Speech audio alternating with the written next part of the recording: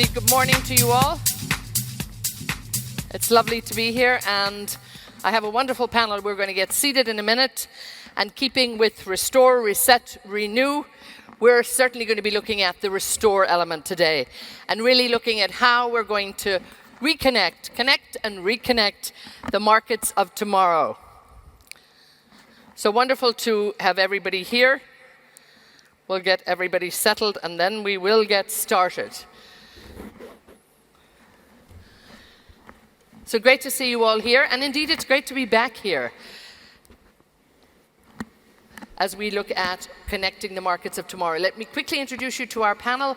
We have a short time. We're going to get right down to business. And joining me, His Excellency Carlos Mesquita. He is the Minister of Industry and Trade in the Republic of Mozambique. Your Excellency, lovely to see you. Laura Lane from UPS joins us, the Chief Corporate Affairs Communications Sustainability Officer. And I'm absolutely thrilled to have with us from DP World, Abdulla Bin Damithan. He is the UAE Regional CEO and Managing Director for DP World here in the UAE. Thank you so much. We have a wonderful combination here to really get us started. Minister, I'd like to start with you. And when we look at Mozambique, there is a bit of a competition, I think, here, a very healthy competition when we're at the Global Business Africa Forum. But give us a feel for the health of the Mozambique economy. Well, bon dia. Good morning. Thank you very much. The question that you have just thrown to me, I think I should start by letting you know that until very recently, 5 years ago, Mozambique has been registering quite sustainable growth, one digit in a rate of about 7% growth annually.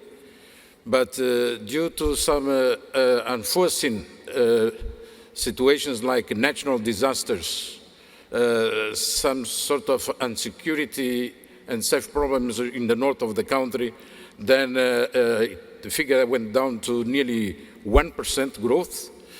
I'm happy to let you know that this year we expect, again, trend is rising to achieve about 2.9% growth this year in terms of our economy. And there are a lot of indicators that allows us even to consider, based on our government program for the next 5 years, now 3.5 years to go, fields like energy, like infrastructure, tourism, and so on, which will definitely give a boost in order to achieve these results. And recently, because we are also licensing companies in Mozambique to operate in Mozambique, I can tell you that in the last month, from our figure, it's about 12% new companies coming in to invest in Mozambique. And this is healthy. I mean, you know, we're looking at a changing environment. I think there's a lot going on. And Laura, I think we're also looking at a changing profile of customers, so to speak, Africa-owned, African-led business. Are you encouraged with the, the movement in growth for UPS in Africa? I would say that UPS is so excited about the opportunities we're seeing unfold across the African continent.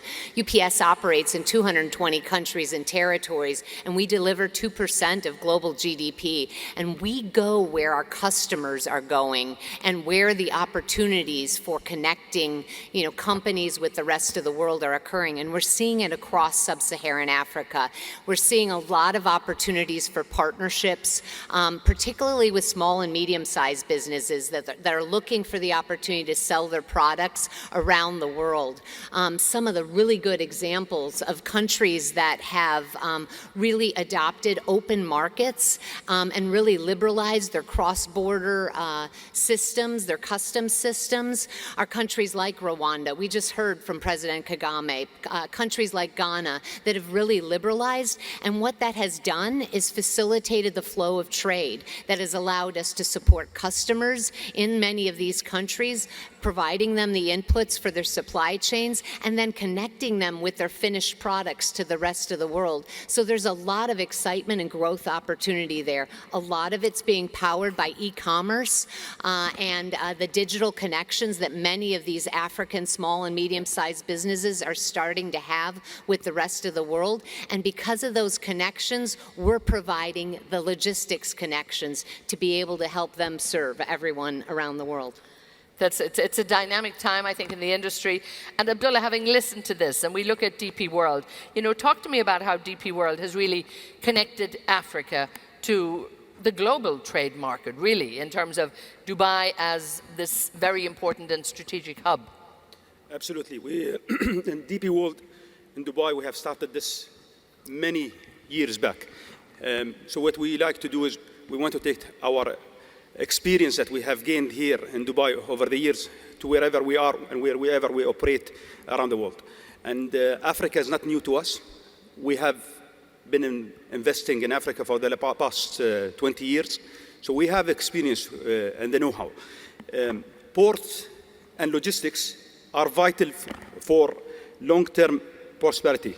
And just to give you an example, a saving in turnaround time and productivity by 25%, for example, can impact 3.2 billion in a year for sub-Sahara, as an example, countries, especially with Mozambique being a gateway, as an example, into these areas, will definitely bring to bring more efficiencies.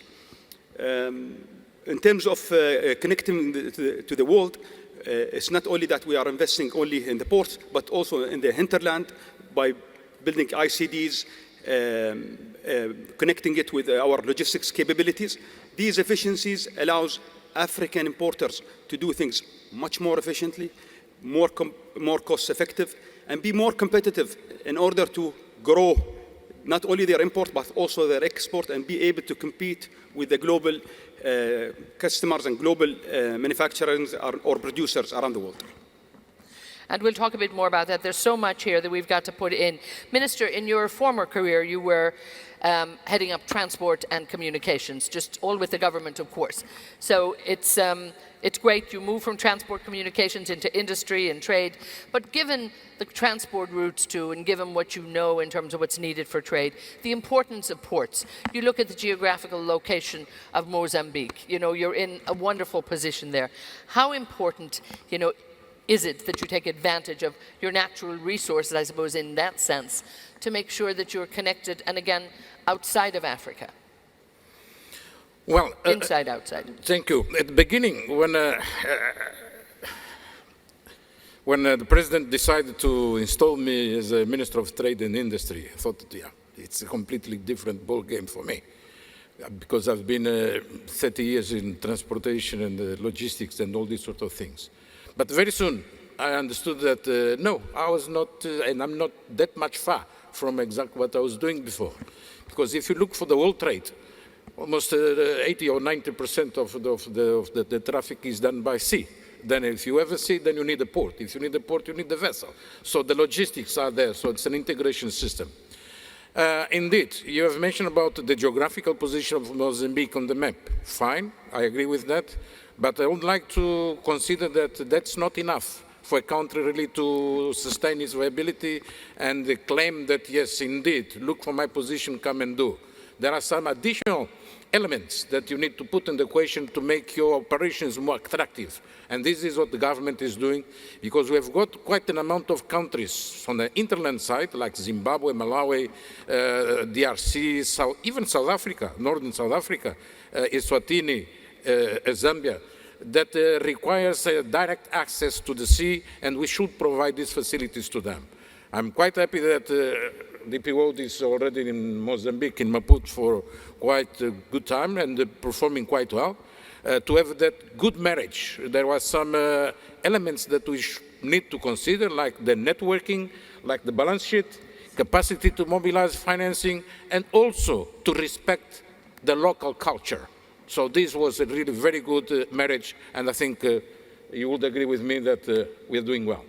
And it's the apt time to bring Abdulla in here. Talk to us a little bit about Mozambique and also about some of your other areas. The chairman was here yesterday and he talked about, you know, it's not just about shipping shore to shore, port to port. It's about adding value and really about building, you know, logistics centers and building free zones and all of that. How important will your contribution be to areas like Mozambique and other areas in Africa? First of all, I think Mozambique has all the success ingredients. They are exactly similar to our concept in Jebel Ali here. A nice port in Maputo. We have a commitment in that port. We have been investing 90 million over the past 4 years. And this is our commitment to Mozambique. And we're going to continue in Maputo to continue to invest $120 million further to expand that port to become a 1 million TEU capacity. In addition, there is 8 free zones. This is a concept that we have done in Jebel Ali Free Zone 35 years.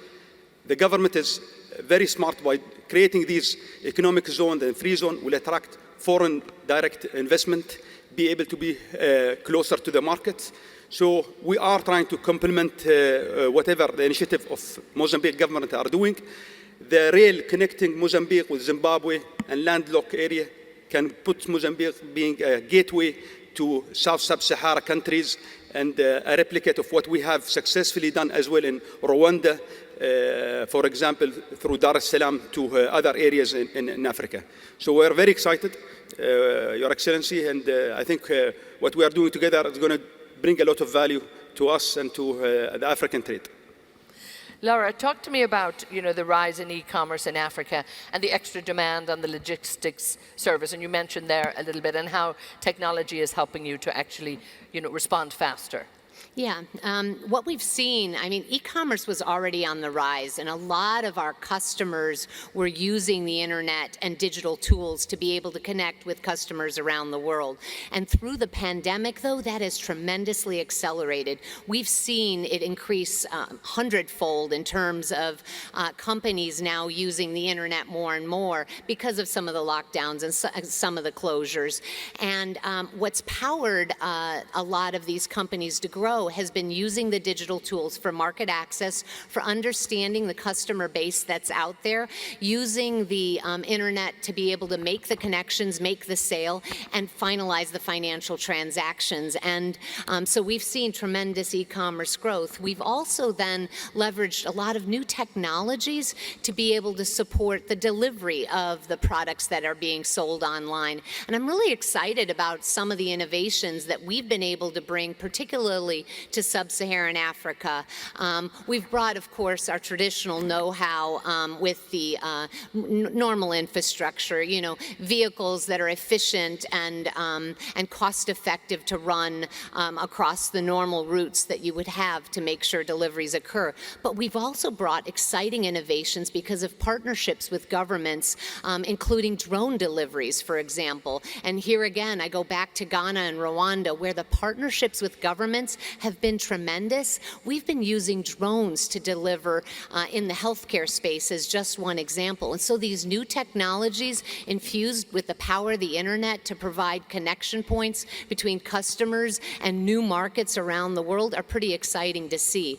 And then the last area that I'd want to highlight is new technologies that we're developing, some of which you're going to be able to see here at Expo 2020. These new sustainable solutions that we think Africa is best placed to leverage, bringing greener powered delivery systems across the continent, I think are going to be the future, so that it'll be commerce powered by the internet, delivered by green solutions, and Africa will be a place where I think that future will be possible because of some of the partnerships we've got with governments. Well, Your Excellency, let me bring you in here because when we look at people coming in to do business, or more importantly, when we look at investors that are looking at Mozambique, talk to me about the ease of doing business, the regulatory system, the regulatory regimes, you know, and again, technology, the new energy roadmap that's for the country.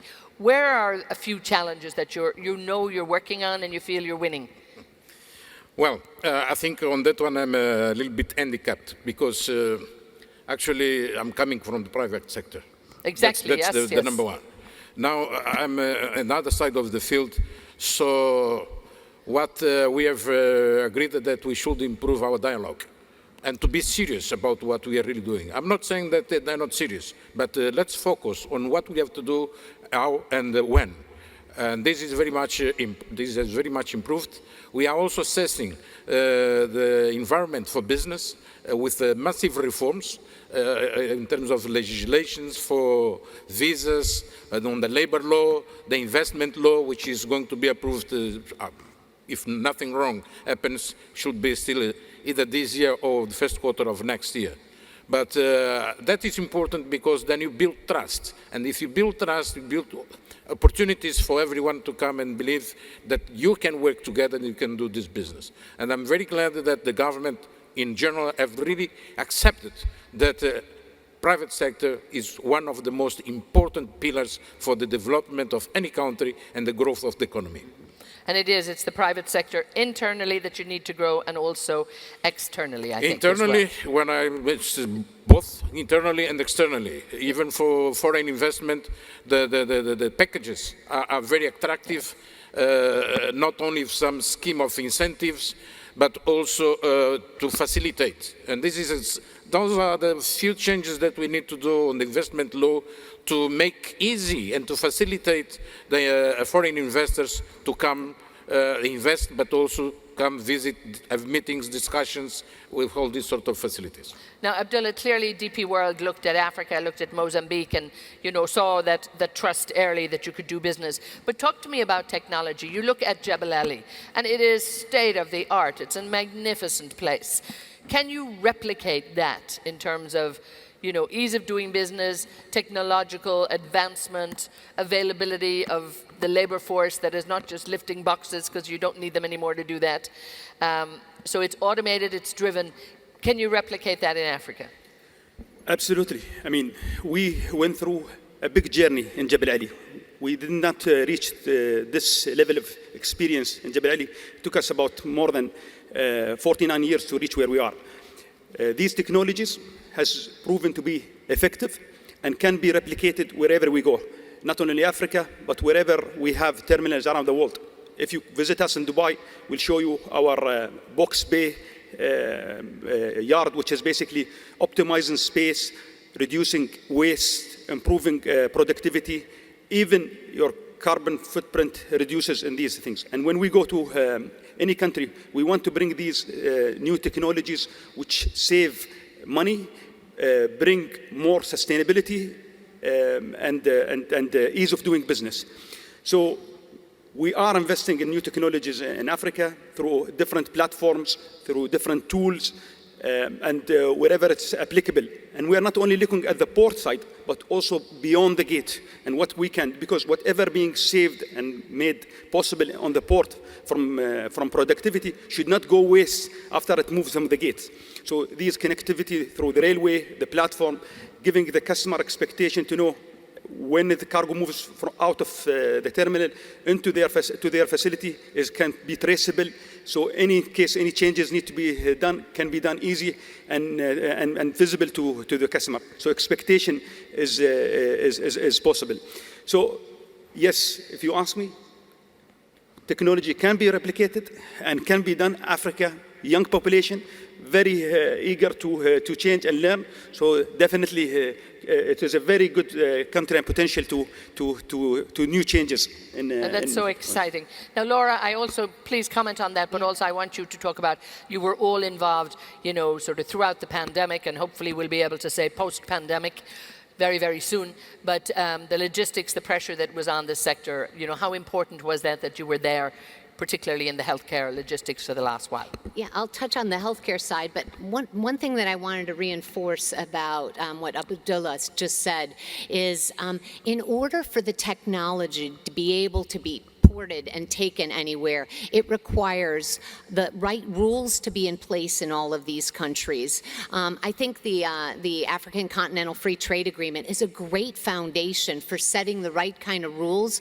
with respect to investment, with respect to protection of intellectual property, with respect to the trade facilitation measures that have to allow for the efficient and cost-effective movement of goods that are part of supply chains across borders. And so the rules are critical critically important. The second is making sure that all of the companies have the right tools to be able to engage. So while we can bring innovations into a country, we need to also have to have those foundations, that basic infrastructure, the telecommunication systems, and the internet access to be able to bring that innovation and make it fully functional. And then last, it requires those great partnerships. And, you know, we have such a great partnership with DP World. The partnerships that we foster in many of these countries are the difference between just possible and growth that we actually then can facilitate.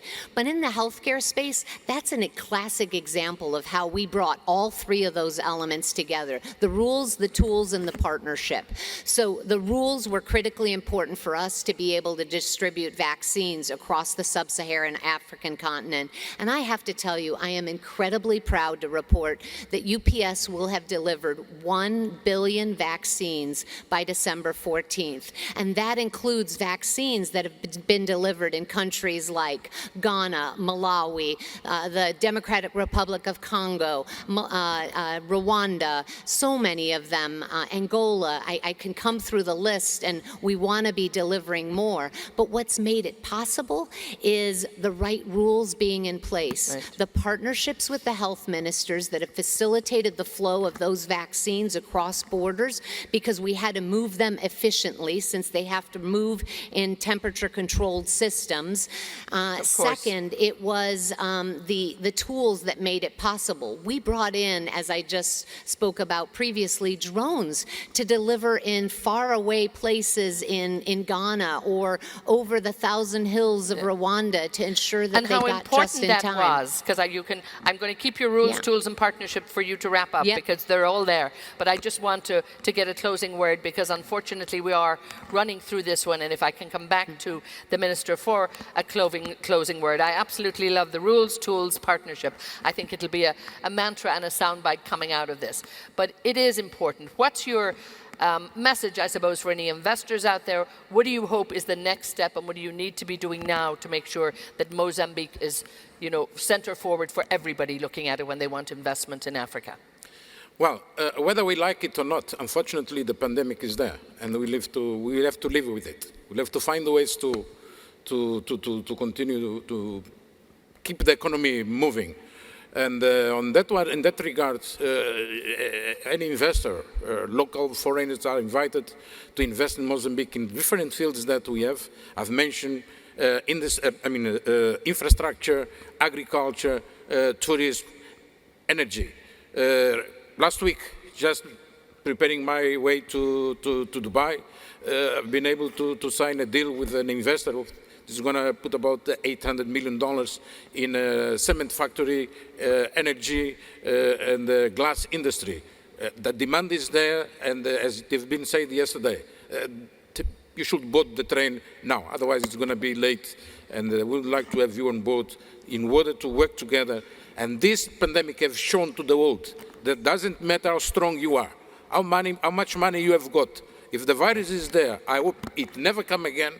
We'll have to find ways to live together, work together, cooperate, and distribute your risks. And the best thing to do is to come and invest in Mozambique. Thank you. And again, Laura, just in closing up here, it really is, you know, what you're talking about. It's about the partnerships too. So tell us just maybe a quick minute to wrap it up. Thank you. Just to close, I'd say that partnership is the key to all of this. We are partners with our customers in terms of delivering their products around the world. No matter where they're shipping from, we're bringing the inputs in and trying to ensure that they get the best service in terms of delivering their finished products anywhere around the world. The one thing that I'd leave everyone with that is key, and that is customs modernization. If we can't move things across borders with clear rules, with efficient systems that allow for that movement of goods, it stops all the possibilities and the growth potential. And so for companies and countries, the importance of modernizing those trade flows through trade facilitation, that's going to be the key to everything, from the foundation on healthcare to advancing trade of goods around the world. And it is about really keeping it moving. And the minister's had a little Columbo moment. He has He has one thing he just forgot. No, because I was watching the clock here and I thought that you'll give me a chance again. I've mentioned a lot of areas of investment. You might have said, yeah, but where is it coming from? Yes, I'm coming from Mozambique. And you know that we are also in the picture as far as the LNG is concerned. And it's not by coincidence that I left it to the end. Important. It's because our priorities is agriculture, because we don't eat gas. It comes, it will come good. Very soon they will restart operations there, and all this is fine. It will be a plus. Therefore, you are also invited for the linkages, which is very much required for. And again, boosting. energy is so important to make sure that everything else is facilitated.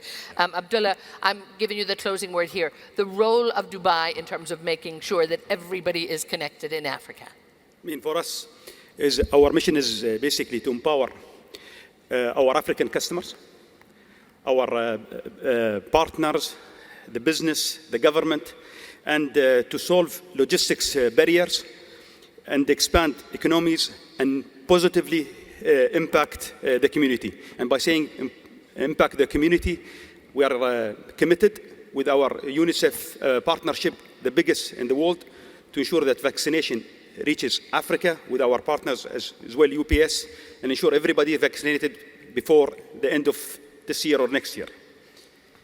So thank you all so much. So renew, reset, and indeed restore. So much that we can do, and I think we've heard so much about not just Mozambique, but the connections in terms of global trade, Africa trade, and all of the tremendous work you're doing, and indeed that essential role that DP World is playing in there. So I want to thank my audience here, Your Excellency. Thank you so much for taking the time to be with us. Laura, it was lovely to have you. And of course, Abdullah, a delight to have you. Thank you. So that's it from us. Lots more to come today. We're really making sure that this is content-led and knowledge-rich for all of you. So this is a closing to this one, Connecting the Markets of Tomorrow. Thank you so much, and thank you.